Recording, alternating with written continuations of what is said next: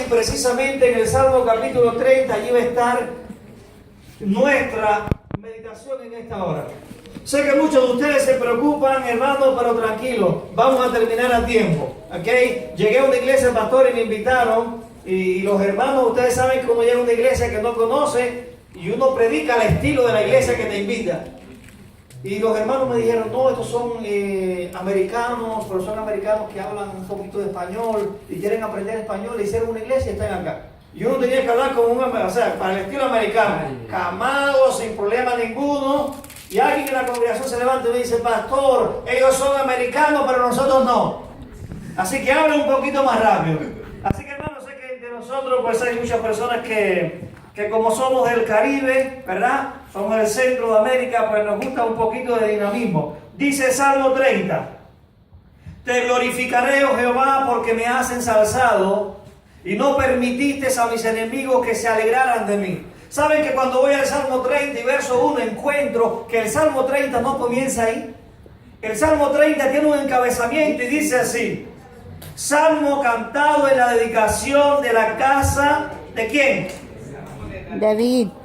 En la casa de Dios, hermano, Salmo de David. O sea, este salmo se cantó precisamente cuando David dedicó la casa a Jehová. Quiero decirte que cuando la casa de Jehová por fin fue construida, ya David no existía. Ya David había ido al sepulcro, su mayor gozo, su mayor bendición era construir una casa a Dios y no la vio. Pero hizo provisión para que su hijo Salomón, hermano, pues la hiciera con toda la pomposidad, con toda la gloria que Dios se merece. Y gloria al Señor por esto. Y la palabra de Dios nos dice que bajo el Salmo 30 David tenía un problema. David estaba angustiado, David estaba triste, aún más, David estaba enfermo. ¿Sabes tú por qué David estaba enfermo? Para poder entender el por qué David estaba enfermo, tenemos que entender, hermano, el por qué el salmista escribe. Si nosotros entendemos el por qué el salmista escribe, entonces podemos entender el salmo, ¿sí o no? Porque el salmista está expresando lo que sale en su corazón. Vamos a ver, hermano, el por qué precisamente el salmista está escribiendo. 40 años, hermanos. Dice la palabra de Dios que reinó David sobre Israel. Pero no siempre David reinó 40 años sobre Israel.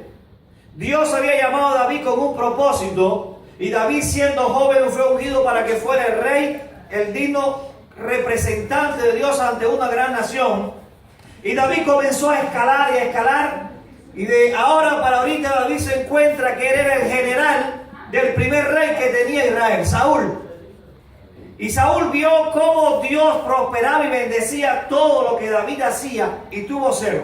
Y la Biblia me dice, y la historia también confirma, que durante 14 años David huía de Saúl. Saúl quería quitarle la vida. Y sabes, hermanos, que los mejores salmos que David compuso fue precisamente en esos 14 años. Cuando había dolor, cuando había sufrimiento, cuando había calamidad. Te quiero decir algo. El cristiano, el ser humano por naturaleza, cuando más busca a Dios es cuando hay crisis, ¿sí o no? Es cuando el hijo está enfermo, el doctor viene y te dice, no podemos hacer nada. Es cuando mamá está allí, tiene una enfermedad terminal, y el médico dice, tenemos que esperar que lleguen sus días. Es cuando, hermano, verdaderamente nos volvemos hombres de oración, hombres de ayuno, hombres de gozo. Tenemos que ir a la corte y nunca oramos, nunca ayunamos, ni siquiera invitamos a la iglesia. Y esa semana usted quiere salir de la corte sin ningún problema, y viene al culto de miércoles y levanta su voz y da un testimonio y pide petición de oración, y los hermanos dicen, ¿qué pasó? ¿Es que acaso tiene la soga al cuello? ¿Saben que yo tenía una miembro de iglesia que solamente me venía a la iglesia los miércoles cuando tenía problemas? Cuando ella tenía problemas venía a contar a la iglesia para que orase por ella. Y un día digo, ¿sabes una cosa, hermano? Dios es bueno contigo. Porque aún cuando tú tienes problemas, vienes a la casa de Jehová y le cuentas el problema al Señor, y el Señor responde. Pero te voy a decir una cosa: el Señor no solamente se goza en que tú vengas a contar tus problemas y resolver tus problemas. El Señor se goza en que tú vengas a alabar su nombre cuando todo está bien. Hermano, y la hermana comprendió. Miren, vamos a ver el por qué David escribe el Salmo 30. Para eso tenemos que ir al libro de Crónicas. Vamos a buscar el libro primero de Crónicas, capítulo 21. ¿Cuál fue el mayor pecado que David cometió? Alguien viene y dice, bueno, pastor, el mayor pecado que David cometió cometió fue que se acostó con una mujer y esta quedó embarazada y al enterarse mandó a matar al esposo. ¿Están de acuerdo conmigo? Sin embargo, la Biblia no está de acuerdo con ustedes, hermanos. El mayor pecado que David cometió no fue mandar a matar a Urías Eteo y quedarse con su mujer Betsabé. Dice la Biblia, hermano, que solamente producto de este pecado murieron 2 personas. ¿Sí o no? Urías y el hijo de ellos que venía. Solamente 2. Pero una mañana, el rey David hace algo descabellado y dice, Primera de Crónicas, capítulo 21 y verso 1. Pero Satanás se levantó contra Israel e incitó a David a hacer un censo. David locamente se levanta una mañana y dice, yo quiero saber cómo está mi ejército, yo quiero saber cómo está mi nación, yo quiero saber hasta dónde llega el dominio de lo que yo tengo en mi mano. Y un censo no era para contar vacas, un censo no era para contar gallinas, un censo no era para contar niños, un censo era para contar cuántas personas estaban dispuestas a militar en el ejército de David. Cuán fuerte era.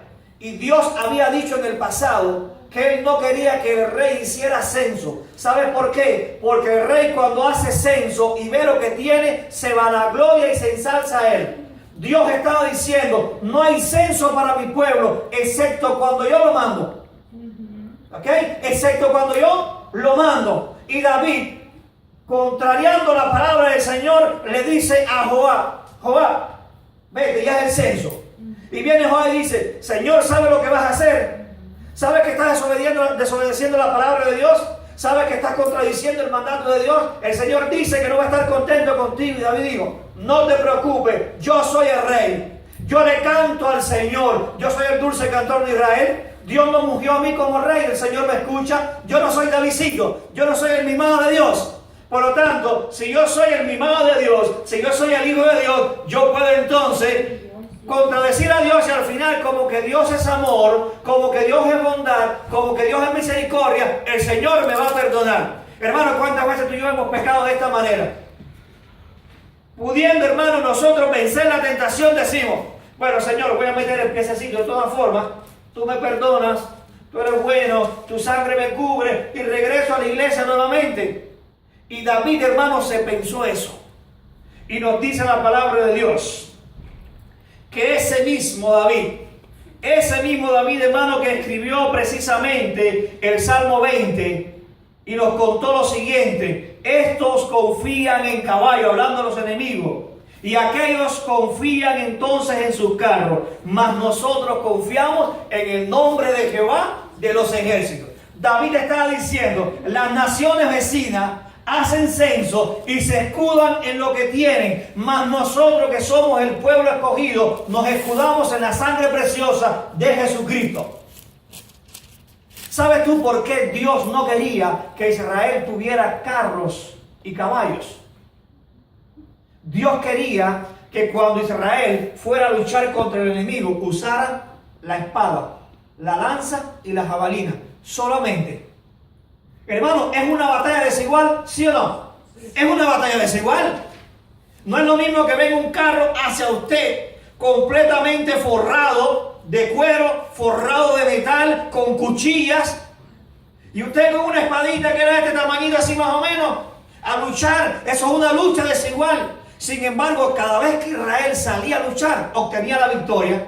Dios le estaba diciendo a su pueblo, miren, no confíen en esas cosas, confíen en mí, que soy quien les doy la victoria. Dios estaba diciendo, cuando la cosa sale mal, ve al monte, porque al monte los caballos y los carros no pueden subir. ¿Y saben ustedes cómo los enemigos hablaban y decían del Dios de Israel? Decían que el Dios de Israel era el Dios de las alturas. Y yo no creo que el Dios de Israel, hermano, sea el Dios de las alturas. El Dios de Israel es el Dios de la altura, y es el Dios del llano, y es el Dios del gozo, y es el Dios de la bondad, pero es el Dios también, hermano, consumidor, celoso, fuerte y violento cuando hay que ponerse violento. Y la palabra nos muestra a nosotros que aún así David comenzó a hacer el censo. Pero algo sucedió.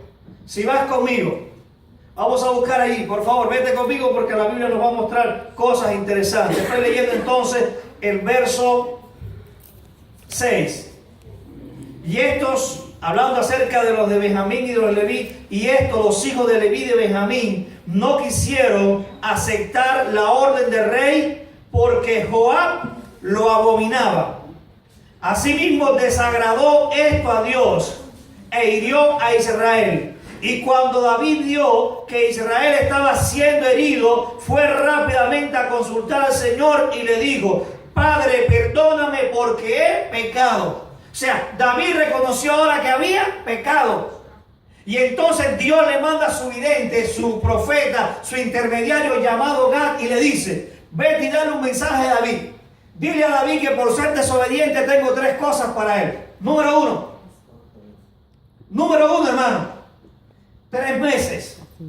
3 meses que tus enemigos vengan y te ganen. Y David dijo: no, eso es imposible. Número 2, que por 3 años, 3 meses que tus enemigos vengan. Número 2, 3 años que haya hambre y muerte en Israel. Y número 3, que en 3 días venga el ángel de Jehová y haga justicia. Y David viene ahora y dice: ¿qué es mejor estar? ¿Bajo la mano de la justicia del hombre o bajo la mano de la justicia de Dios? Si yo me pongo bajo la mano de la justicia del hombre, el hombre me va a hacer daño, el hombre me va a ayudar. Es mejor estar bajo la justicia del Todopoderoso. Y viene entonces Jehová y le dice: tú quieres estar bajo la justicia del Todopoderoso. Tú vas a saber qué cosa es justicia, hermano. Escucha, tú vas a saber qué cosa es justicia. Y David escogió 3 días de destrucción. Y la palabra de Dios nos dice que Jehová envió a su ángel. Y solamente, hermano, en un día murieron 70,000 hombres. En un día. ¿Y eso qué es justicia? Imagínense ustedes a Dios bravo. Justicia, 70,000 hombres. Y David dice: Señor, ¿cómo es posible? Mira, mándame la plaga a mí, castígame a mí, azóteme a mí. Esta gente no son dignas de recibir la plaga. ¿Sabes tú que cuando vemos esto decimos: oye, Dios obró injustamente? Si David era el que estaba llevando todas las cargas, ¿por qué Dios no azotó a David? Dios sabía el corazón que había, hermanos, dentro de su pueblo. Dios lo conocía todo. Y aquellas personas voluntariamente fueron al censo. Fueron voluntariamente, ni siquiera fueron llamados. 70,000 hombres que fueron voluntarios y se han llamado. Y Dios dice: ustedes fueron voluntarios, ustedes me desecharon, ustedes fueron desobedientes, ustedes van a recibir el fuerte azote de la desobediencia, ustedes van a morir, hermano. Y murieron. Y ahora viene lo bueno: el ángel de Jehová no estaba contento y dijo: voy a Jerusalén. Y cogió su espada y apuntó la espada hacia Jerusalén, la ciudad amada. Y David lo vio. Y David tembló. Y David dijo: ay, Señor mío, si tú hiciste esto con estos 70,000, ¿qué vas a hacer conmigo? ¿Qué vas a hacer conmigo, hermano? Y David tembló. Y David oró. Y David lloró. Y David, hermano, consultó a Jehová. Y el ángel venía sobre Jerusalén y ya se estaba acercando y se acercaba aún más y aún más, y la gente iba muriendo e iba muriendo e iba muriendo. Y entonces verdaderamente David fue donde estaba el Señor y le dijo: Señor, yo he pecado, tú conoces mi corazón, dame una oportunidad, dame una sola. Y Dios le dice: ¿tú quieres una oportunidad? Yo te voy a dar una oportunidad. Vete a donde está el ángel y por donde él está pasando, levanta un altar. Y cuando el ángel pasa, si él está conforme con tu arrepentimiento, entonces él va a perdonar tu pecado y el pecado de tu pueblo. Y dice la Biblia que el ángel, cuando iba hacia Jerusalén, pasó, hermano, por la era de Ornán. Ornán el Jebeo. Precisamente este hombre, cuando vio venir al ángel que estaba en el campo con sus hijos trillando, dice: esto es en serio, esto es de verdad, esto no es un juego, hay que esconderse. Y este hombre con sus hijos salieron huyendo, pero David venía al encuentro. Y David viene y le dice: ¿tú eres Ornán? Sí, véndeme tu herencia, véndeme tu tierra, véndeme lo que tienes. Y este hombre le dijo: no, yo no te voy a vender nada, yo te la regalo. Te regalo la tierra, te regalo la cosecha, te regalo mi viña, te regalo mi casa y aún más, te regalo los bueyes que tengo en el campo para que haga sacrificio. Y David dijo, no, yo he sido quien he pecado y yo he sido quien tiene que retribuir las consecuencias de esto. Y entonces dice la palabra del Señor que a este hombre David le entregó 600 piezas de oro. Y se fue contento. Y David levanta un altar.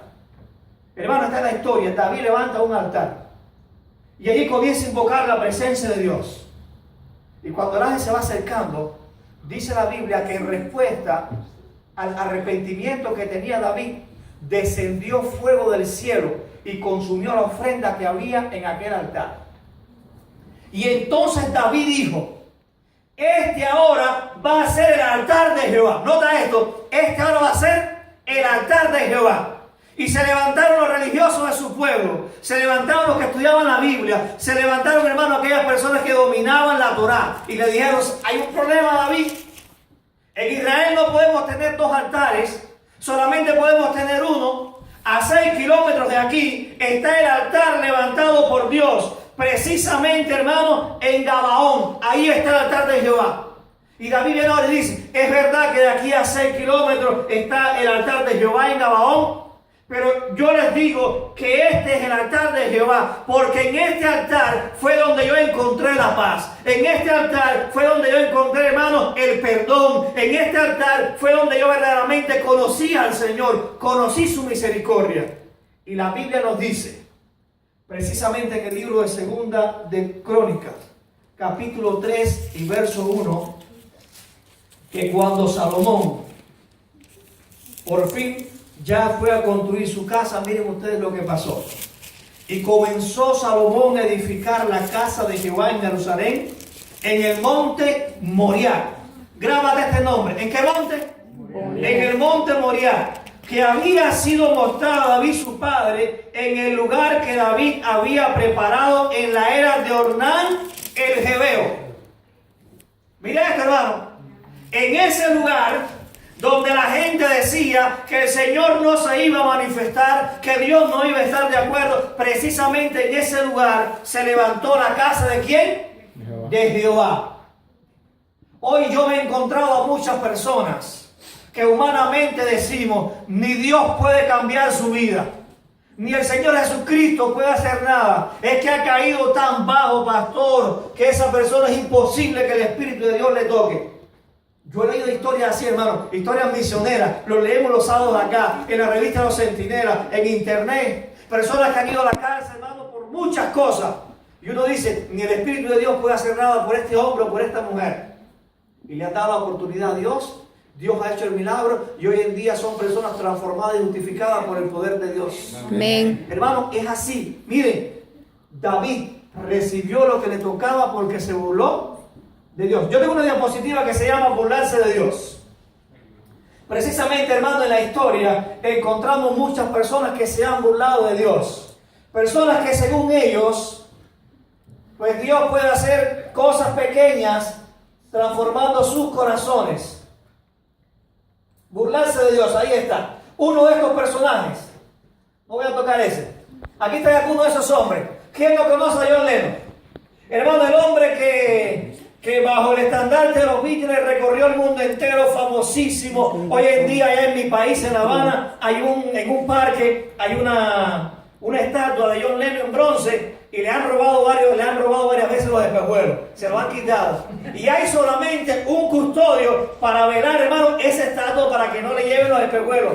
Y yo digo, pero ¿quién es el loco que se lleva eso? Eso es un pedazo de bronce. Un pedazo de bronce, hermano. Miren, los espejuelos de John Lennon en una subasta vale más que el carro que tengo, para que usted sepa. Y precisamente John Lennon un día se atrevió a hablar de Jesucristo. Corría el año 1966 y él dijo, hoy nosotros somos más populares que ¿quién? Que Jesús. Que Jesús. Pero añitos más adelante, en el año 1980, el día 7 de diciembre, escribió, el cristianismo se va a acabar, va a encogerse, va a desaparecer. Yo no preciso discutir sobre eso, estoy seguro de ello. Jesús fue bueno, pero sus disciplinas fueron muy simples. ¿Qué día? 7 de diciembre, ¿sí o no? 7 de diciembre de 80. El día 8 de diciembre de ese mismo año, salió en la prensa americana que John Lennon había recibido 5 tiros. Y las personas dijeron, ¿es que acaso algo está pasando? ¿Es que acaso se estaba burlando de Dios? Encontramos a este hombre.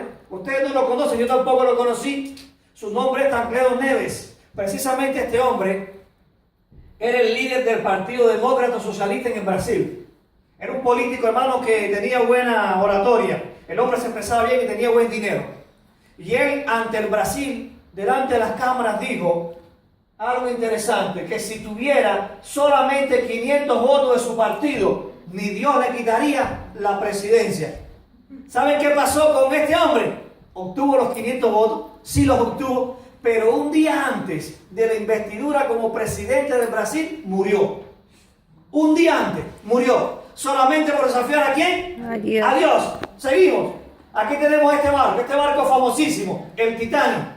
Muchas personas se han inspirado, poetas, músicos. Hollywood hizo una película preciosa sobre esto, hermano. Y hoy en día pues ha tocado el corazón de muchas personas. Precisamente al constructor del Titanic, al diseñador, al arquitecto, al ingeniero se le preguntó el día que el Titanic iba a salir de Europa, que qué podía decir él sobre este navío. Lo cual, hermano, en un tono irónico dijo que ni Dios podía hundirlo. Precisamente en su primer viaje, el Titanic nunca llegó a su destino. Está en el fondo del mar. Y yo pregunto, ¿será coincidencia?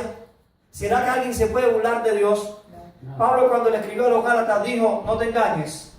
Dios no puede ser burlado. Todo lo que el hombre siembra, eso un día también segará. Pero lo que más me llama la atención es esta ciudad, Brasil 2004, precisamente en Londrina. Un grupo de jóvenes, 4 jóvenes, recogieron a una muchacha, estaban un poco tomados y fueron a casa de la madre de esta muchacha para despedirse de ella. Y entonces ya cuando se iban a despedir, la madre les dice, mira, que Dios les acompañe. Y desde dentro del carro se escucharon algunas risas y alguien dijo, bueno, de la única manera si Dios va en el maletero, porque aquí todo está lleno. Unas millas después, este carro precisamente tuvo un accidente y murieron todos. Vinieron los peritos técnicos a ver qué había pasado. El carro completo estaba destruido, pero la parte del maletero, ¿qué pasó? Ahí está. La parte del maletero, hermano, estaba completamente sin ningún daño. Pero viene lo bueno, cuando abrieron el maletero, se percataron que dentro había un cartón con 33 huevos y ninguno de ellos se había quebrado. Miren qué cosa interesante, simplemente por desafiar ¿a quién? A Dios. Oye, ya pueden terminar ya, no se preocupen. Lo mismo sucedió con David. David dijo, yo soy el rey de Israel y yo puedo desafiar al Dios de los cielos. Y David recibió lo que le tocó. ¿Sabes tú que David fue justificado cuando descendió fuego del cielo? Tú y yo, hermanos, es necesario que en nuestra vida descienda fuego del cielo también para ser justificados. Solamente tú y yo vamos a tener el fuego si tenemos el Espíritu Santo en nuestra vida. No hay otra. Jesús iba a la cruz y le dijo a sus discípulos, yo voy a ir, pero ustedes no se van a quedar solos. Yo les voy a mandar al Consolador, el Espíritu de verdad. Él les va a guiar, Él les va a enseñar, Él les va a fortalecer, Él les va a animar y Él les va a mostrar todas las cosas. Jesús murió el viernes de Pascua, 9 de la mañana fue llevado Jesús allí a la cruz. Y precisamente, hermano, en la cruz donde Jesús estaba muriendo a las 3 de la tarde y fue llevado al sepulcro, ocurrió algo interesante. ¿Sabes tú cómo se llamaba el monte donde Jesús fue crucificado? ¿Cómo se llamaba? El monte de las calaveras. No se llamaba la calavera, se llamaba el monte Moriah. Ya para el tiempo de Jesús el monte Moriah tenía otro nombre. ¿Ok? Ya tenía ¿qué cosa? Otro nombre, hermano. Y ahora se llamaba el monte de la calavera. Sin embargo, cuando vamos a la historia, 1000 años antes de que David ofreciera el sacrificio y levantara el altar en el monte Moriah, 1000 años después de que Jesucristo muriera en el monte Moriah, algo pasó. Si vamos al libro de Génesis, capítulo 22 y versos 1, 2 y 3, Dios llamó a un hombre y le dice, tú eres una persona bendecida, tú tienes el Espíritu de Dios, yo voy a estar contigo. Al que tú bendigas yo voy a bendecir, pero al que tú maldigas yo le voy a maldecir. ¿De quién estoy hablando? De Abraham. Dios le dijo a Abraham, coge a tu único hijo, al heredero, y sube al monte Moriah. Dice la Biblia ahí, Moriah. Génesis 22, 1 y 2. Y sacrifica a tu hijo. Y allá fue Abraham y fue Isaac al monte Moriah. Y precisamente ya cuando el muchacho estaba encima del altar, listo para matarlo, el Señor dijo, no lo hagas. Yo he probado tu fe y te he visto justo. Yo tengo una provisión para ti. Ahí está el cordero. Y Abraham dijo, gracias Señor porque hay provisión para mí. Y Dios le dijo a Abraham, ¿sabes una cosa, Abraham? Hoy hay provisión para ti. Un día un padre va a entregar un hijo en el monte Moriah y no va a haber provisión. Un día el monte Moriah, que hoy para ti es gozo, va a ser un monte de sufrimiento para un padre. ¿Y de quién estaba hablando Dios, hermano? Estaba hablando de Él mismo. Un día precisamente el Señor Jesucristo en el monte Moriah iba a entregar su vida, hermano, por todos los transgresores, del cual yo soy el primero. A veces tú y yo como personas cometemos locura y después nos arrepentimos, pero tenemos que sufrir las consecuencias, hermano, de esa locura. Es como el hombre que viene y dice, Señor, estoy en el último piso de este edificio, 86 pisos hacia abajo, y me voy a tirar. Y el hombre se tira. Y cuando va por el piso 40 dice, Señor, perdóname. Mi pregunta, ¿Dios lo perdona? Sí lo perdona, pero ¿qué va a suceder? Hermano, 40 pisos más abajo el hombre se va a reventar. Dios te perdonó, pero tienes que sufrir la consecuencia de la desobediencia. Ya el tiempo dice que tenemos que concluir. ¿Sabes una cosa? Tú y yo somos hijos rebeldes. Tú y yo somos un pueblo que por mucho que hemos visto la maravilla de Dios obrando en nuestra vida, por mucho que hemos visto el Espíritu Santo guiando nuestros corazones, llenando, hermano, nuestro bolsillo de bendiciones sin merecerlo, tú y yo somos un pueblo desagradecido. Tú y yo somos personas que solamente miramos a Dios y nos acordamos de Dios cuando la cosa va bien. Pero cuando no funciona, ahí no nos acordamos de Dios. Una hermana de la iglesia me dijo un día, pastor, mire, esta es mi carta de renuncia, me voy de la iglesia. Y digo, ¿por qué te vas de la iglesia? Dice, me voy de la iglesia porque la iglesia es una iglesia chismosa. Me voy de la iglesia porque en la iglesia hay mentira, hay engaño, hay fraude. En la iglesia hay hipocresía. Y yo le dije, hermana, ¿te vas de la iglesia por eso? ¿A dónde vas a ir? Dice, me voy al mundo. Y ¿tú crees que el mundo está mejor que la iglesia? Hasta el día de hoy, pastor, no he encontrado una persona que viene a la iglesia que me ha dicho, pastor, me fui del mundo porque en el mundo hay hipocresía, porque en el mundo hay mentira, porque en el mundo hay engaño, porque en el mundo hay traición. Por naturaleza somos ¿cómo? Malos. Pero yo alabo el nombre de Jesucristo, porque para algo apareció Jesús en el monte Moriah. Es precisamente, hermano, en el monte Moriah donde tú y yo podemos encontrar en esta noche reconciliación con Dios. Amén. El monte Moriah es el monte de la victoria. El monte Moriah es el monte, hermano, de la paz. El monte Moriah es el monte, hermano, del gozo. David tuvo que quitar esa piedra en el camino y tú y yo tenemos que quitar la piedra que impide nuestra comunión con Dios. ¿Cuál es esa piedra? Hermano, ¿qué piedra impide nuestra entrega a Jesucristo? Pastor, mi trabajo. Búscate otro y el Señor te va a bendecir. Pastor, es mi esposa. ¿Qué quiere tu esposa? Que es dura de carácter. Órale a Dios y tú verás cómo el Señor transforma a esa mujer. No, pastor, el problema es que mi esposa está engordando. Vete a Walmart y compra ahí una máquina para que haga ejercicio y la barriga baje y es el hombre que te gusta a ti. No, pastor, el problema es que mis hijos se están yendo. ¿Y por qué tus hijos se están yendo? Están viendo tus hijos en tu casa que tú haces un culto familiar. Están viendo tus hijos en tu casa que tú te reúnes, hermano, a orar, a estudiar la Biblia, a estudiar la lección. O tus hijos no ven nada en tu hogar. Por lo tanto, si tus hijos se están yendo porque no están viendo una religión en el hogar, hoy en día proponte con la ayuda del Señor ser un mejor cristiano. Haz que el Espíritu de Dios te use. Por lo tanto, yo te invito a ti hoy, hermano, a que tú y yo subamos al monte Moriah. En el monte Moriah hay qué cosa? Paz. ¿Hay qué cosa? Bendición. ¿Hay qué cosa, hermano? Reconciliación. Hay gozo. Tenemos que subir al monte Moriah. Yo te pregunto, ¿quieres tú subir al monte Moriah hoy? Amén. ¿Quieres de verdad subir al monte Moriah, hermano? Amén. Miren, ese amén quedó frío. ¿Quieres de verdad subir al monte Moriah? Amén. En el monte Moriah, hermano, es el monte de la victoria. Yo alabo el nombre de Jesucristo. Amén. El monte de la victoria. Hoy es el día, hermano, que tú puedes saborear la victoria. Ok, pastor, yo estaba en pecado, pero hoy en el nombre de Jesucristo prometo no andar en pecado. Pastor, yo prometo en el nombre de Jesucristo hoy casarme con la mujer que tanto amo, que nadie sabe que me casé con ella. Pastor, yo prometo en el nombre de Jesucristo dejar de tomar. Yo prometo en el nombre de Jesucristo hoy dejar de fumar. Yo prometo en el nombre de Jesucristo ser un mejor padre. Yo prometo en el nombre de Jesucristo ser un mejor esposo. Yo prometo en el nombre de Jesucristo ser un mejor cristiano este año. ¿Y sabes qué va a pasar con tu vida? Lo vas a lograr. Porque el espíritu está dispuesto, hermano, pero la carne es débil. Para aquellos que quieran subir al monte Moriah en esta hora, yo voy a tener una oración especial. Mientras yo oro, si tú quieres decirle a Dios, yo quiero subir al monte Moriah, levanta tu mano. Mientras yo oro, ¿ok? Mientras yo oro, en silencio, donde nadie te ve, hermano, dile a Jesucristo, Señor, he luchado muchas veces y no he podido, pero en tu nombre yo voy a ser victorioso. Bendito Amén. Padre que moras en los cielos. Hoy alabamos tu nombre por Jesucristo, nuestro Salvador. Hoy yo alabo tu nombre, oh Padre, porque tuviste misericordia de nosotros.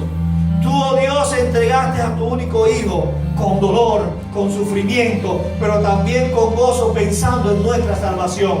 Hoy yo quiero, Dios, que tú obres en mi vida. Hoy yo quiero, Señor, que tú obres en nuestros corazones. Hoy, oh Padre, queremos subir al monte Moriah para reclamar las promesas que son nuestras. Promesa de Espíritu Santo, promesa de bendición, promesa de gozo, promesa de paz, promesa de felicidad y promesa de estar contigo en el reino de los cielos muy pronto. Bendice esta congregación. Mañana en la noche nos vamos a encontrar nuevamente. Amén. Danos tu paz, danos tu amor y que al salir de este lugar podamos salir llenos del Espíritu Santo. Es en el nombre de Jesús que pedimos estas cosas. Amén. Amén. Amén. ¿Saben algo? Yo no puedo irme tan